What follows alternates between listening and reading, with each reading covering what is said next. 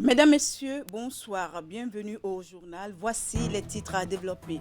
Wilfried Léon Ngoubedi face aux hommes des médias de Porto Novo. Le porte-parole du gouvernement a échangé avec eux sur plusieurs sujets, notamment le projet asphaltage, les enjeux politiques de 2026, la décentralisation. Vous suivrez dans un instant les réponses apportées à certaines insatisfactions des populations de Porto Novo, Semepodi et Avron.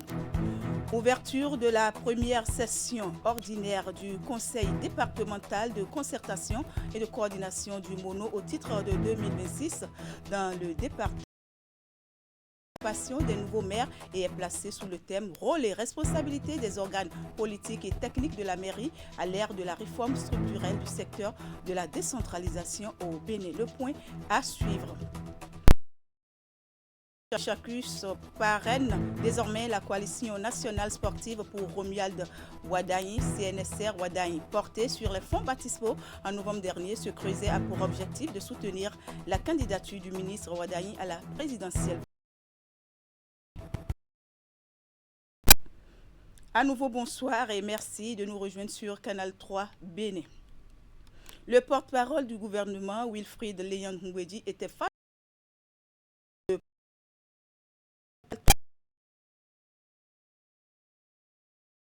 autre sujet au cœur des échanges. Suivez ici un condensé de ces réponses, notamment par rapport aux insatisfactions des populations liées au développement des communes de Porto Novo, Semepodi et Avranco. Je crois que tous les habitants de Porto Novo, qui sont des gens honnêtes, reconnaissent et apprécient l'élan de développement que la capitale du Bénin connaît depuis 10 ans. Il y a des choses qu'on n'imaginait pas voir avant et qui ont commencé à se faire. Dans cette logique-là, il faut s'attendre à ce que, sur les années à venir, président après président, le sort de la ville capitale s'améliore, que ce soit une ville viable. Ce n'est pas parce qu'il y aurait 1, 2, 3 ministères que ce serait une capitale. Être capitale, c'est offrir, comme les autres villes du pays, les mêmes conditions de vie agréables aux populations. Et nous y travaillons. Je sais qu'actuellement, qui se font dans le cadre du programme d'adaptation des villes au changement climatique, n'est-ce pas? Je sais que toutes les autres actions à impact global du gouvernement, que ce soit les cantines scolaires, que ce soit l'eau potable, on a réglé en grande partie dernièrement le problème de l'eau potable dans la... Il me semble qu'à Blanc-Gandan, c'est toujours Semepodi, non? Maintenant, je comprends que vous puissiez avoir des préoccupations parce qu'en voyant la dynamique globale, on se dit, si nous sommes capables aujourd'hui de commencer à faire des réalisations dans cette ampleur, il faut que ça arrive assez vite vers nous. Mais c'est justement là où moi je tire ma conviction, mon optimisme, qu'au regard de ce qui se fait justement, nous ne devons plus nourrir de doutes. C'est une question de temps. Vos 4 axes dans Avranco ne peuvent pas être impactés en moins de 3 mois. Par contre, au regard de l'ampleur de ce qu'il se fait dans le pays depuis quelques années maintenant, et quand vous voyez les communes environnantes de Avranco, est-ce que vous devriez encore avoir de doutes que s'il y a des priorisations à faire les prochaines fois, Avranco devrait pouvoir venir parmi les communes à prioriser? Vous ne devriez pas avoir de doute là-dessus. Et donc, si le chef de l'État n'a pas pu faire autant qu'il aurait aimé faire pour Avranco, moi, je n'ai pas de doute que dans les années à venir, Avranco, comme les autres communes du pays, aura davantage des réalisations qui améliorent les conditions de vie générales des populations et font que le développement se rapproche davantage de nous tous. Le Bénin a adhéré au partenariat pour un gouvernement ouvert en 2025, confirmant son engagement pour la transparence, la redevabilité et la participation.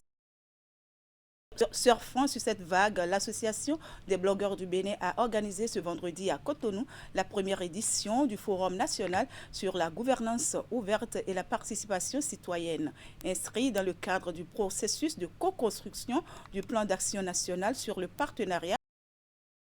L'initiative vise à inclure tous les acteurs concernés. Compte rendu de la cérémonie d'ouverture de l'événement avec Hugues Vignibé et Jocelyn Barriga. L'événement rassemble blogueurs et acteurs de la société civile. Ce premier forum sur la gouvernance ouverte et la participation citoyenne est un pas majeur posée par les jeunes sur le sentier de la co-construction du plan d'action national. Il s'agit d'une étape de la mise en œuvre du projet Génération OGP, culture, jeunesse et démocratie en mouvement. Donc le forum d'aujourd'hui poursuit cet objectif de rendre inclusif le processus, de pouvoir appropriation du partenariat pour un gouvernement ouvert. L'initiative est soutenue par le gouvernement béninois récent pour un. Je voudrais réaffirmer que cette dynamique s'inscrit dans la volonté du gouvernement de consolider les acquis et d'approfondir les réformes qui rapprochent l'État des citoyens. La mobilisation des jeunes et de la société civile force. Elle est un signe de vitalité de notre démocratie. Ce forum tombe à point nommé pour pouvoir rappeler tous les parties prenantes et les informer et les engager davantage pour atteindre les objectifs de cette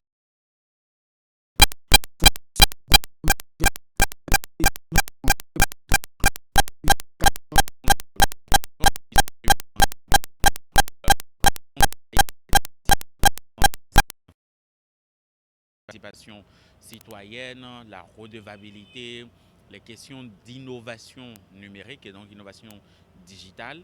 Les recommandations issues de ces travaux seront présentées au cours des assises, puis reversées au comité technique chargé de la co-construction du plan d'action national. Le secteur des enseignements secondaires techniques et de la formation professionnelle aura bientôt de nouveaux conseillers pédagogiques pédagogique. Le processus de leur recrutement a été enclenché par un concours lancé à Porto Novo par la ministre Véronique Toyifode. Voici le reportage. Mais quelle que soit l'issue de ce concours, votre démarche témoigne déjà de votre attachement à l'école. Je vous souhaite bonne chance. Merci, madame. Le top est ainsi donné ici au lycée Bianzin de Porto Novo pour le concours probatoire de recrutement des encadreurs pédagogiques. Au total, 338 candidats sont en lice pour 300 postes de conseillers pédagogiques, tandis que 14 pour tenter de décrocher l'inspecteur ouvert. C'est une étape majeure de la vision du gouvernement pour l'amélioration de la qualité de l'enseignement du second degré. Donc ce recrutement vient en quelque sorte apporter une réponse structurelle à un déficit qui est constaté dans ce corps d'encadrement. Il faut dire que c'est l'élite de l'enseignement, c'est vraiment ceux qui vont réguler les pratiques pédagogiques et par ricochet améliorer donc la performance de nos apprenants. À l'issue du processus, déclarés admis bénéficieront d'une formation professionnalisante préalable indispensable à leur déploiement sur le terrain.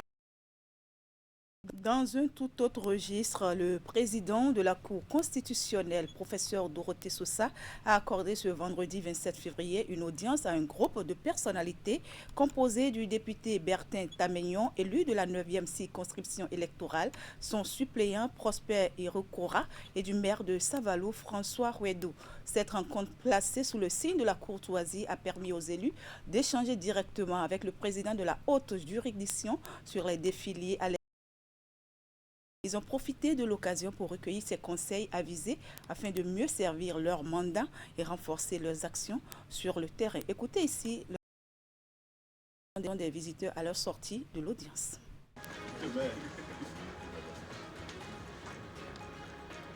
Après les élections, j'ai trouvé qu'il faut entrer en contact avec des personnes ressources qui ont beaucoup de conseils à nous donner. Pour que ce ne soit pas moi seul en personne. Je me suis fait accompagner du maire nouvellement élu et de mon suppléant. Et parce que je suis dans une logique de conseil. Notre mandat, mon mandat, soit une réussite. C'est un homme d'expérience et nous avons la préoccupation, l'objectif de tirer de ces expériences. Nous donner des conseils, comme je le disais, pour que, au niveau de la circonscription, la 9e, le député puisse correctement jouer son rôle et qu'au niveau de la commune dont je suis ressortissant, le maire aussi puisse jouer correctement son rôle. Je peux vous dire que le président a été très accueillant, très disposé et nous a effectivement donné beaucoup de conseils. Il faut rappeler que c'est à son époque que nous avons LL. Alors ça, c'est toute une histoire et nous sommes les héritiers de cette histoire. Et il convient que nous venions à la source pour savoir ce que ça veut dire, où on va et comment on va. Et ce qui va changer à Savalou, soyez patients, vous observerez, vous comprendrez. Le président nous a invités à pratiquer une gouvernance concertée et il nous a donné toute sa disponibilité en cas de besoin. S'il doit intervenir pour nous aider dans quelques domaines, selon ses compétences, il a manifesté vraiment sa disponibilité, c'est ce que nous voulons, nous l'avons obtenu. Nous avons besoin de rassurer nos populations par rapport à la sécurité des biens et des personnes. Et ensuite, nous avons des défis tels que les conflits entre les éleveurs et les agriculteurs, et puis le problème éternel de l'eau et de l'eau potable, en qualité et en quantité, continue d'être.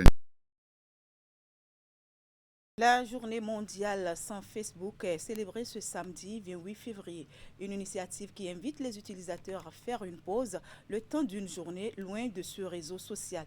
À l'occasion, une équipe de notre rédaction est allée à la rencontre des étudiants de l'université d'Abomey-Calavi pour apprécier la place qu'occupe cette plateforme numérique dans leur quotidien. Suivez le reportage. Le 28 février marque la journée mondiale sans Facebook. Pour la jeunesse estudiantine, cette date sonne comme un véritable défi. Incontournable outil de travail, très utilisé de nos jours, l'application phare de Meta est devenue un réflexe quotidien. Ça me profite beaucoup sur plusieurs plans. D'abord, le divertissement et tout. Non, ça ne sert plus à rien, parce que je ne fais plus rien sur Facebook. Si l'utilité semble justifiée, le temps reste le prix à payer.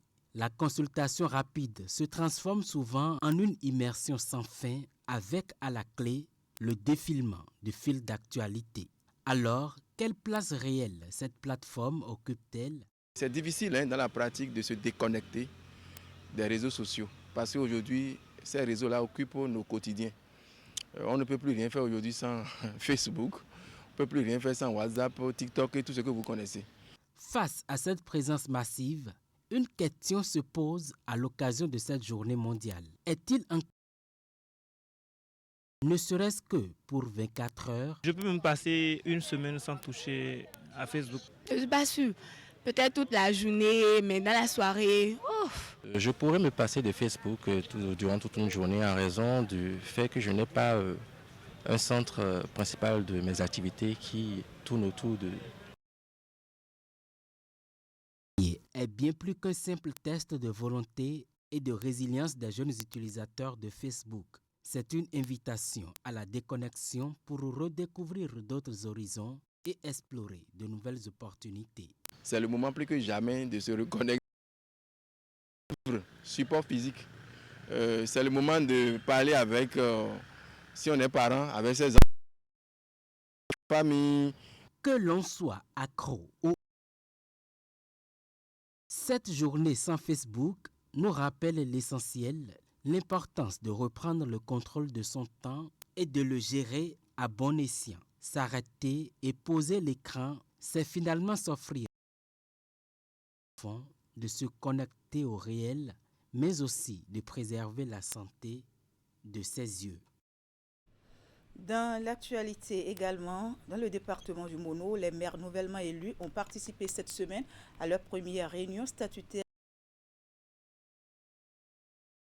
du Conseil départemental de concertation et de coordination du Mono au titre de cette année 2026.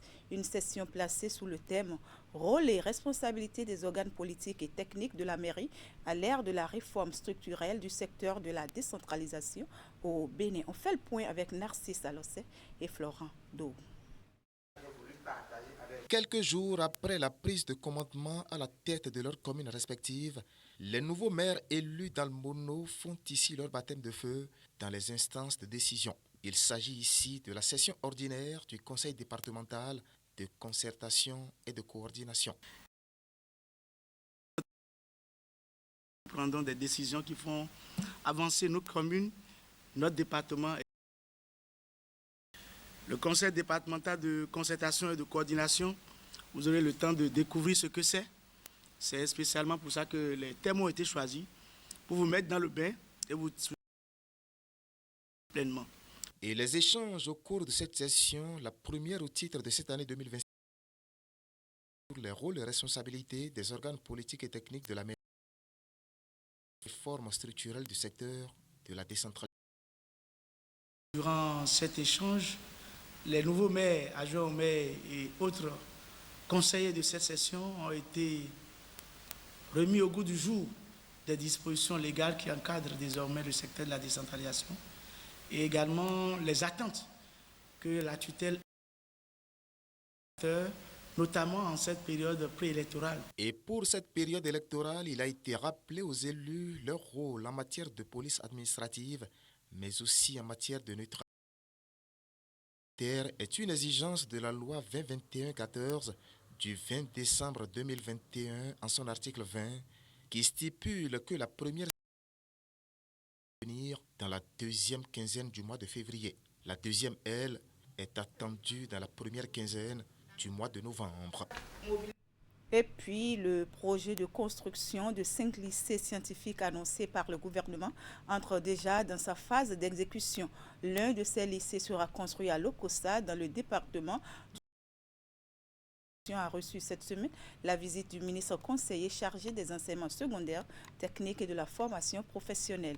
Espedi Ouessou est allé s'assurer des travaux. On retrouve Narcisse Alosset et Florent Do pour le point de cette visite. Sur cet espace d'un peu plus de 6 hectares sera érigé dans les mois à venir le lycée scientifique de Lokossa. Et avant le premier coup de pioche, le site reçoit la visite du ministre conseiller en charge de l'enseignement secondaire, technique et de la formation professionnelle. Venu pour s'assurer du bon démarrage des travaux, Espedi Ouessou a pu toucher du doigt les caractéristiques d'un projet qui prévoit 4 pôles, l'administration, les salles de cours, les dortoirs et les terrains de sport. En somme, une infrastructure de type moderne annoncée avec beaucoup d'attentes ici. Vous savez, le département du Mono se veut un pôle d'excellence. Vous allez voir qu'au niveau des statistiques, nous essayons quand même à chaque examen de nous positionner. Donc ce lycée vient donc encourager ses parents et surtout ses enfants qui excellent dans les filières scientifiques. Ça leur permet non seulement de rester dans leur environnement de base et de progresser sur tous les paliers de l'enseignement général et technique. Au-delà de ces attentes, l'autorité a salué la vision développée autour du projet de construction des 5 lycées scientifiques avant de s'autoriser un devoir de mémoire. Les lycées scientifiques en Afrique de l'Ouest ont été construits pour la première fois par le président Houphouët-Boigny. Vous savez en quelle année? En 1978. Vous voyez la différence de vision. Lui l'a fait en 1978. Et c'est maintenant que nous démarrons. Si nous n'avons pas eu un président visionnaire, ça veut dire que nous allons continuer à dormir et 2060 va passer et on sera toujours en train de se plaindre. Le Bénin a-t-il conclu s'est résolument engagé dans la promotion des filières scientifiques et la construction de ces lycées reste un pan du processus. Ici, le chantier est prévu pour être livré dans 18 mois. On reste toujours dans le département du Mono pour qui a besoin spécial de kits scolaires et de soutien médico-social aux enfants dans les communes de Bopa et de Royogbe. Objectif, faciliter aux bénéficiaires l'accès aux soins spécialisés. La cérémonie de remise du don s'est déroulée jeudi dernier.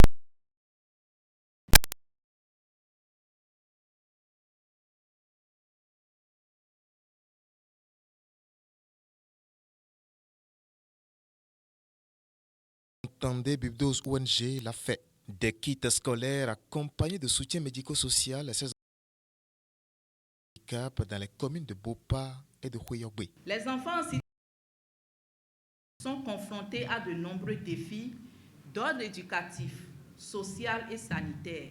Trop souvent, ces difficultés entravent leur accès à l'école et freinent leur plein épanouissement. En tant qu'institution citoyenne, il est de notre responsabilité d'agir avec détermination. L'action avec détermination d'enfants en situation de vulnérabilité. Derrière, il y a l'accompagnement des partenaires, mais aussi de l'Église des Assemblées de Dieu qui a donné naissance à cette ONG. En soutenant cette initiative, nous affirmons que l'inclusion n'est pas seulement une politique publique, elle est aussi un devoir moral et spirituel. Cette synergie entre acteurs publics, société civile, partenaires religieux et communautés locales démontre que lorsque nous unissons nos forces, nous pouvons produire un impact réel et durable. Objectif, réduire aux bénéficiaires les barrières dressées par les défis quotidiens auxquels ils sont confrontés. Le geste reste surtout un processus de mobilisation en faveur de l'éducation inclusive et de l'appui médico-social dans le mono. Nous appelons chacun et chacune de vous à demeurer engagés. Soutenir ces enfants, c'est investir dans l'avenir de notre nation. C'est bâtir une société plus juste, plus équitable et plus humaine. Au service des communautés pauvres et vulnérables depuis 1999, PUB12 ONG est présente aujourd'hui au Bénin dans 8 des 12 départements que compte le pays. Je l'annonçais en titre, Mathurin de Chacus est désormais le parrain de la coalition nationale sportive pour Romuald Wadagne, CNSR Wadagne. La cérémonie a mobilisé de nombreux acteurs de l'écosystème sportif béninois et bien d'autorités. Cette investiture marque une étape importante de l'existence de ce creuset porté sur les fonds baptismaux en novembre dernier, avec pour objectif de soutenir la candidature du ministre Romuald Wadagne à la présidentielle d'avril 2026. Imet Hélène Amoussou pour plus de détails. Source d'inspiration pour la jeunesse sportive, Mathurin de Chacus nationale sportive pour Romuald Wadagne, CNSR Wadagne, composé essentiellement des acteurs de tout l'écosystème sportif béninois, le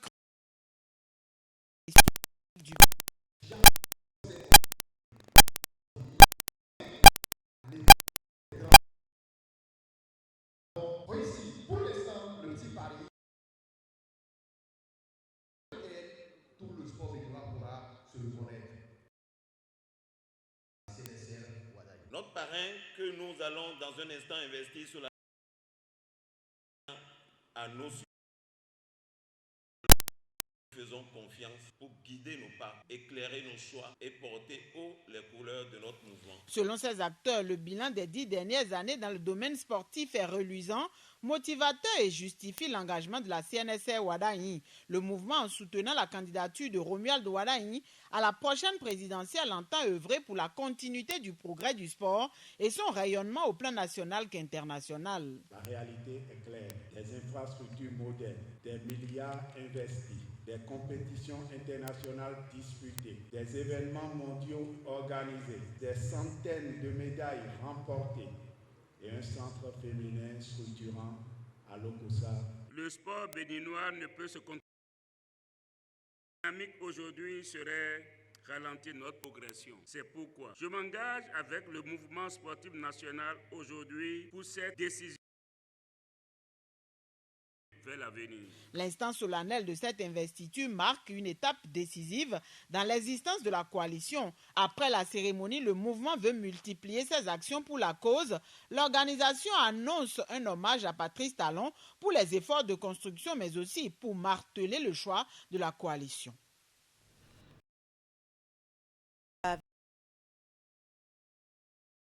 Qui s'est achevé jeudi dernier.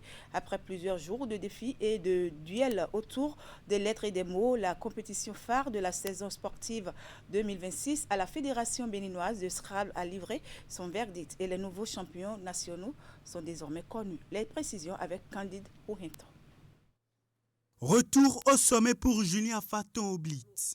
Il monte à nouveau sur la première marche du podium, décrochant ainsi son 10e sacre sur cette épreuve.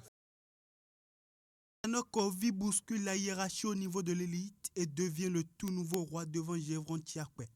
Ça s'est joué sur les nerfs. Et c'est tant mieux pour moi, parce que lui, il avait déjà au moins un titre de champion du Bénin de Scrabble Duplicate. Moi, jamais. C'était mon année, tout simplement. Je m'étais préparé pour ça. Ça fait déjà 2023, je n'ai plus touché à ce titre.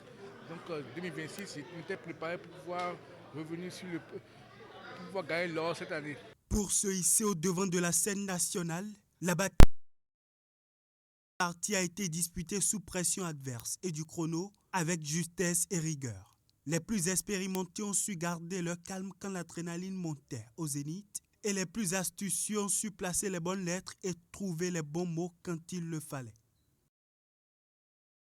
Les 15 meilleurs scrabbleurs ont été réunis autour de la table du Grand Prix national, autrefois baptisé Défi national. Une épreuve de nerfs, de rapidité, car il faut vite déchiffrer les mots ou se faire éliminer.